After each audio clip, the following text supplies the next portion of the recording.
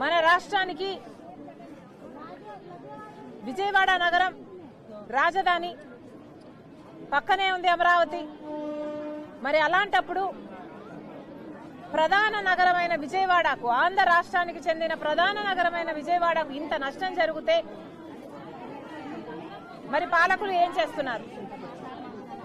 చంద్రబాబు గారు ఇప్పటికే 6,800 కోట్ల రూపాయల వరకు నష్టం జరిగింది అని ఇనిషియల్ గా ఒక ఫిగర్ కి అరైవ్ కావడం జరిగింది. పోనీ ఆయన చెప్పిన మేరకైనా కేంద్ర ప్రభుత్వం మనకు సాయం చేస్తుందా అంటే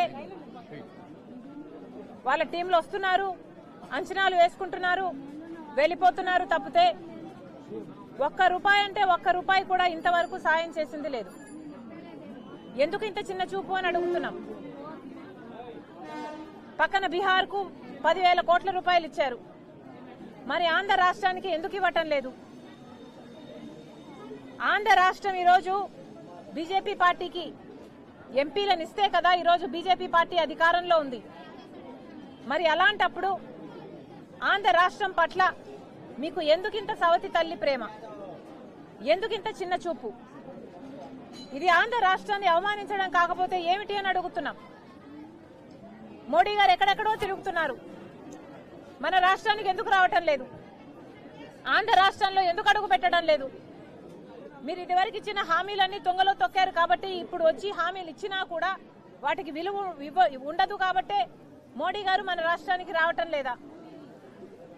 10 సంవత్సరాలు ప్రత్యేక హోదా దగ్గర నుంచి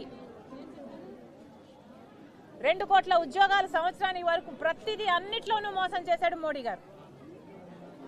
ఇప్పుడు ఆంధ్ర రాష్ట్రం ఇచ్చిన ఎంపీలతో అధికారం అనుభవిస్తూ కూడా ఇంత చిన్న చూపు అంటే చంద్రబాబు గారిని సూటిగా ప్రశ్నిస్తున్నాము. ఎందుకని కూటమి కట్టారు? ఎందుకని మద్దతు ఇస్తున్నారు? బీజేపీ అధికారంలో ఉన్నంత మాత్రాన మనకు ఒరిగింది ఏమిటి? చంద్రబాబు గారు సమాధానం చెప్పాలి. కేంద్ర ప్రభుత్వం అధికారంలో ఉన్నది మన వల్ల అయితే మరి మనకి ఏం చేస్తుంది? బీజేపీ పార్టీ సమాధానం చెప్పాలి, చంద్రబాబు గారు సమాధానం చెప్పాలి. ఇది వరకు కూడా కొంప కొల్లేరైనట్టు బెజవాడ బొడమేరైందని మేము కేంద్ర మంత్రికి, రైల్వే శాఖ మంత్రికి కూడా కనీసం ఇక్కడ మంచి నీటికి కూడా దిక్కులేదు అని రాయటం జరిగింది. కనీసం మంచి నీళ్ళైనా ఇచ్చిందా కేంద్ర ప్రభుత్వం? ఆలోచన చేయండి. 1,000 కోట్లు పక్క రాష్ట్రాలకు ఇస్తున్నారు కానీ ఆంధ్ర రాష్ట్రానికి మాత్రం ఇవ్వటం లేదు. ఇక్కడ కనీసం కుక్కడు మంచి నీళ్లు కూడా లేకుండా ఇంతమంది ప్రజలు అల్లాడిపోతున్నారు. అసలు వీళ్ళ బాధ ఒక్కొక్కటి వింటుంటే ఎంతమంది లక్షల్లో ఉన్నారు. ఇలాంటి కాలనీలు ఎన్నో ఉన్నాయి.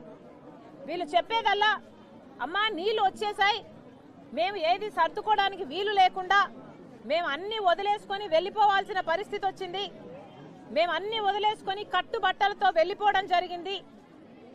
మా ఇంట్లో ఉన్న సామాన్లు ప్రతిదీ, ఫ్రిడ్జ్ అయితేనేమి, టీవీ అయితేనేమి, పరుపులైతేనేమి, బుక్కులైతేనేమి, బట్టలైతేనేమి, గిన్నెలైతేనేమి, ఇలాంటి ఒక్కటి కూడా మిగలలేదు. అన్ని వీళ్ళు చిన్న చిన్న కుటుంబాలు ఈఎంఐలతో వీళ్ళ సామాన్లు కొనుక్కున్నారు. మరి ఇంత నష్టం జరిగితే ఒకరైనా స్పందించడం లేదు ఎందుకు అని అడుగుతున్నాం. కనీసం ఇక్కడ రేషన్ బియ్యం కూడా చాలా మందికి అందడం లేదని, అందిన వారికి కూడా స్టోర్ బియ్యం ఇచ్చారు, సన్న బియ్యం ఇయ్యలేదు, అది కూడా తినే పరిస్థితిలో లేదు అని వాపోతున్నారు. మరి వీటన్నిటికీ ఏం సమాధానం చెప్తారు? కనీసం మంచి నీళ్లు కూడా లేవు. నీళ్లు ఇవ్వడం కూడా ముందరికి వస్తుంది ట్యాంకరు, అక్కడ పట్టుకుంటే పట్టుకోవాలి. కనీసం లోపల ప్రజలుంటారు, లోపల ముసలోళ్ళు ఉంటారు, బిడ్డలుంటారు, వాళ్ళకు కూడా నీళ్ళు అవసరం ఉంటుంది. కనీసం వండుకోవడానికి, బట్టలు ఉతుక్కోవడానికి, బాత్రూంలు పోవడానికి కూడా నీళ్లు లేవు అని వీళ్ళు వాపోతున్నారు. మరి ఏం చేస్తున్నారు? చంద్రబాబు గారు సమాధానం చెప్పాలి. మరి ముఖ్యంగా బీజేపీ పార్టీకి రైల్వే శాఖ మంత్రి అవినాష్, ఏం పేరమ్మా, రైల్వే శాఖ మంత్రికి మేము ఒక లేఖ కూడా రాయటం జరిగింది. లేఖలో చాలా స్పష్టంగా చెప్పడం జరిగింది, కనీసం మంచినీళ్లు కూడా ఇక్కడ లేవు అని. ఇది రైలు నీరు. ఈ బాటిళ్లు తయారయ్యేది మన ఆంధ్రప్రదేశ్లో. విశాఖపట్నంలో రైల్వేస్ వాళ్ళు దీన్ని తయారు చేస్తారు. ఇదే విజయవాడ నగరం, ఇదే విజయవాడ డివిజను సంవత్సరానికి 6,000 కోట్ల రూపాయలు ఆదాయం ఇస్తుంది సౌత్ సెంట్రల్ రైల్వేస్ కి. మరి విజయవాడలో ఇంత ఘోరమైన విపత్తు వస్తే మరి రైల్వేస్ వాళ్ళు ఆదుకోవాల్సిన అవసరం లేదా? రైల్ నీరు మీరు తయారు చేస్తున్నారు, మా విజయవాడలో అవసరం ఉంది. విజయవాడ డివిజన్ 6,000 కోట్ల రూపాయలు సంవత్సరము మీకు ఆదాయం ఇస్తుంది, దయచేసి నీళ్లు పంపించండి అని మేము లేఖ రాయడం జరిగింది. మరి కనీసం మంచి నీళ్ళకైనా స్పందించిందా బీజేపీ పార్టీ అంటే? ఇంతవరకు లేదు. కనీసం మంచి నీళ్లు కూడా ఇచ్చే పరిస్థితిలో బీజేపీ పార్టీ లేదు అంటే వాళ్ళ హృదయం ఎంత కఠినం అయిపోయాయో ఆలోచన చేయాలి రాష్ట్ర ప్రజలు. మరి కనీసం మంచి నీళ్లు కూడా మనకి ఇవ్వకపోతే చంద్రబాబు గారు ఎందుకు మద్దతు ఇస్తున్నారో సమాధానం చెప్పాలి. ఇది బీజేపీ వైఖరి. ఇక్కడ బుడిమేరులో ఇంత ప్రమాదం జరిగింది, కానీ ఇంతవరకు కూడా ఇంతకు ముందున్న ప్రభుత్వం జగన్మోహన్ రెడ్డి గారి ప్రభుత్వం, ఇప్పుడున్న ప్రభుత్వం చంద్రబాబు గారి ప్రభుత్వం బుడమేరు బురదని ఒకరి మీద ఒకరిని రుద్దే ప్రయత్నం చేస్తున్నారు. నిజానికి కారకులకి ఎవరు అని ఆలోచన చేస్తే ఒక్కసారి వెనక్కి వెళ్తే రాజశేఖర్ రెడ్డి గారు ముఖ్యమంత్రిగా ఉన్నప్పుడు ఇలాగే బుడమేరు మళ్ళీ ఓవర్ఫ్లో కాకూడదు అన్న ఉద్దేశంతో ఆపరేషన్ కొల్లూరు చేపట్టారు. ఆపరేషన్ కొల్లూరు అంటే బుడమేరు నుంచి నీళ్లు నగరంలోకి ఓవర్ఫ్లో కాకుండా న్యాచురల్ ఫ్లో కొల్లూరుకు వెళ్లాల్సి ఉంది.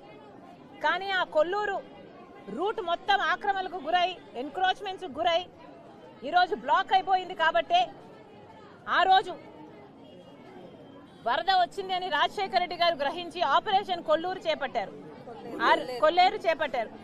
ఆ రోజు రాజశేఖర రెడ్డి గారు ఆపరేషన్ కొల్లేరులో ఎంత వీలైతే అంత 1000 ఎకరాలను ఎన్క్రోచ్మెంట్స్ నుంచి కాపాడారు. కాబట్టే కొంచెంవరకైనా బతికింది.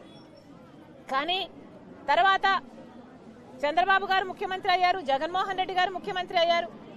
మళ్ళీ ఎన్క్రోచ్ అయితే ఎందుకని ఏ ప్రభుత్వం అయినా ఒకటి కూడా చేయలేదు. 17 కిలోమీటర్లు బొడిమేరు నగరం నుంచి పోతే 90% ఎన్క్రోచ్మెంట్స్కు గురైంది. మరి ఇంత ఘోరంగా ఎన్క్రోచ్ అవుతుంటే ప్రభుత్వాలు ఏం చేస్తున్నారు? ఆపద వచ్చిన తర్వాత ఒకరి మీద ఒకరు బురద చల్లుకుంటున్నారు. రాజశేఖర రెడ్డి గారు ఉన్నప్పుడు ఆపరేషన్ కొల్లేరే కాకుండా బొడిమేరుకు మరమ్మతులు కూడా చేయించారు. ఆ తర్వాత ఒకరైనా ఒక ముఖ్యమంత్రి అయినా మళ్ళీ ఒక్క పైసా అయినా మరమ్మతుల మీద పెట్టారా? చంద్రబాబు గారు ఏమో కాంట్రాక్ట్లు ఇచ్చారట, జగన్మోహన్ రెడ్డి గారు కాంట్రాక్ట్ రద్దు చేశారట. కానీ చేసింది ఎవరూ చేయలేదు. అందరూ కారకులే. ఒకరి మీద ఒకరు బురద చల్లుకోవడం ఆపాలి. ప్రజల గురించి ఆలోచన చేసే పాలకులు రావాలి. మళ్ళీ చెప్తున్నాం, ఎన్క్రోచ్మెంట్స్ క్లియర్ చేయాల్సిన అవసరం ఉంది. మళ్ళీ ఇలాంటి వరద రాకుండా చూసుకోవాల్సిన అవసరం ఉంది. అంతేకాదు ఈ ప్రజలందరి తరపున డిమాండ్ చేస్తున్నాం, ఒక్కొక్కరికి కనీసం 1,00,000 రూపాయలైనా కాంపన్సేషన్ ఇవ్వాల్సిన అవసరం ఉంది. ప్రభుత్వాన్ని గట్టిగా డిమాండ్ చేస్తున్నాం. ప్రతి ఇంటిలోనూ నష్టం జరిగింది, ప్రతి ఇంటికి నష్టం జరిగింది. ఆస్తి నష్టం జరిగింది, పంట నష్టం జరిగింది, ఇళ్ల నష్టం జరిగింది. ఇలా ఎక్కడ ఎవరిని తట్టినా కూడా వాళ్ళ బాధలే చెప్పుకుంటున్నారు. చంద్రబాబు గారిని హెచ్చరిస్తున్నాం, మీరు అధికారంలోకి వచ్చారు, మీరు మంచి పేరు నిలబెట్టుకోవాలి అంటే వీళ్ళందరికీ కాంపన్సేషన్ ఇవ్వాల్సిన అవసరం ఉంది.